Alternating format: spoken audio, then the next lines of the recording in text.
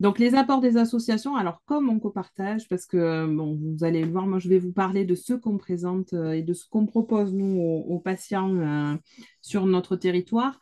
Mais bah, des associations comme nous, il y en a un peu partout, en local, près de chez vous. Et il ne faut pas hésiter à demander, alors soit dans les réseaux régionaux de cancérologie, parce qu'ils ont tous maintenant un annuaire des soins de support avec les offres proposées, soit dans les établissements de soins directement, où ils ont des associations rattachées. Et généralement, les associations se font connaître, donc il ne faut pas hésiter à chercher ce qui peut être à proximité de son domicile. Donc, on a plusieurs missions, hein, nous, qu'on a souhaité développer. Donc, accompagner et soutenir les patients et les aidants. Donc, pour ça, on propose des activités.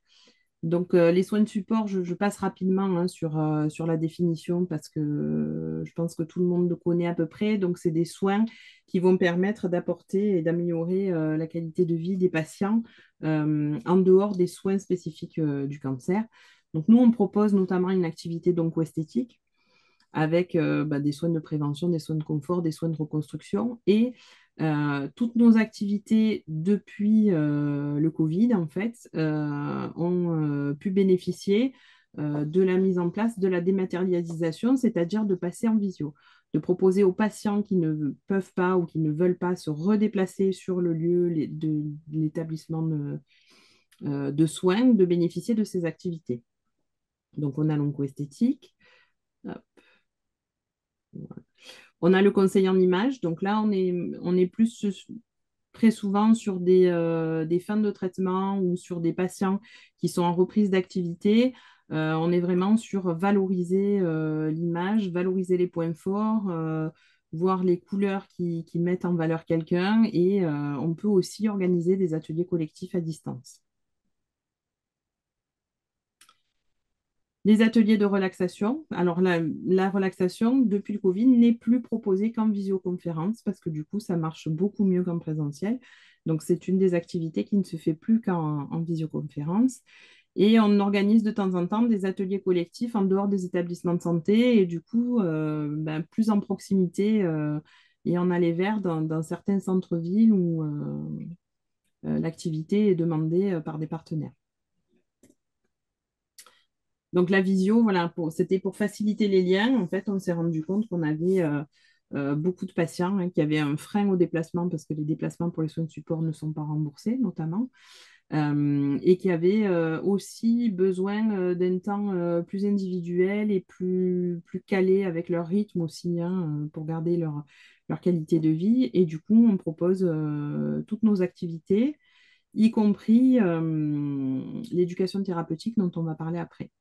Donc, on a aussi un complément à nos interventions, hein. Donc, on a mis des ressources accessibles en ligne, en accès direct sur le site internet par rapport à tous nos intervenants de soins de support. On a fait des partenariats associatifs pour orienter les patients avec d'autres associations locales. Donc, on a pour les indépendants avec CARE 13, là, on n'est plus sur du soutien juridique et social. La Ligue contre le cancer propose d'autres soins de support, notamment le soutien psychologique, puisque nous, on a fait le choix de ne pas dispenser de soins de support qui sont des soins de support socle qui sont du coup obligatoires pour les établissements autorisés. On vient apporter un complément, on ne vient pas se substituer à ce que les établissements doivent mettre en place. Donc, pour faciliter l'orientation des patients, et puis on a fait des partenariats aussi avec des startups, notamment des startups pour les solutions digitales comme Someo, pour mettre à disposition des patients des solutions de relaxation où on peut suivre ces séances en itinérance ou à son domicile. Donc la deuxième partie de notre activité, c'est avec les mêmes soins de support, mais c'est le versant éducation thérapeutique. Et là, on a fait valider nos séances en visioconférence par l'ARS PACA pour pouvoir continuer à les dispenser dans le programme d'éducation thérapeutique de l'établissement partenaire. Et on fait aussi des séances hors programme. Là, on est vraiment dans l'apport de connaissances et de compétences aux patients pour qu'il gère au mieux en autonomie son traitement et ses effets secondaires, puisque souvent la qualité de vie est altérée par les effets secondaires. Et du coup, avec les traitements, notamment les chimiothérapies orales et les traitements à domicile, c'est voilà, donner les conduites à tenir pour prévenir au mieux l'apparition et la survenue des effets secondaires et savoir réagir. Donc, on a toujours les séances dans le cadre de l'oncoesthétique et des séances dans le cadre de la relaxation. Ensuite, on a mis en place des solutions pour informer, hein, que ce soit sur notre site. Donc, on a un site qui est plutôt corporate, on va dire, qui présente l'association, mais sur lequel on a nos ressources et nos fiches soins de support. La plateforme pour la gestion du programme d'éducation thérapeutique, elle est réservée aux professionnels, donc je ne vous en parle pas. Mais c'est des ressources qui sont en accès libre, hein. On a un site capsule qui s'appelle cancer-et-sexualité.org, pareil, qui par le biais des soins de support, l'oncoesthétique et la sophrologie, permet de reconstruire une intimité à deux, de reconstruire un peu l'intimité du couple pendant le cancer.